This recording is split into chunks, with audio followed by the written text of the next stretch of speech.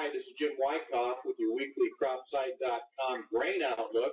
We're starting out Monday under a little bit of price pressure. We've still got the U.S. corn and soybean crop benefiting from benign to beneficial growing weather in the U.S. Corn Belt.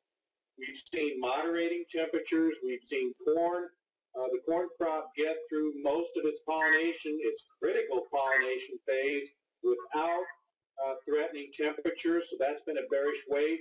As we speak Monday morning, the corn and soybean markets have set new for-the-move lows.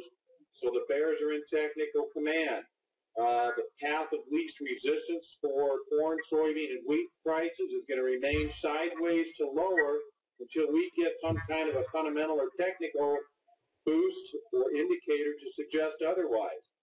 And looking out on the fundamental horizon as far as fresh news, the Pro Farmer Crop Tour is going to occur later in August. We've also got the USDA Supply and Demand Report out later in August. So for the next week or so, or a bit longer, we may continue to see a sideways or sideways to lower trade in the grain futures markets based upon a lack of fresh market moving news.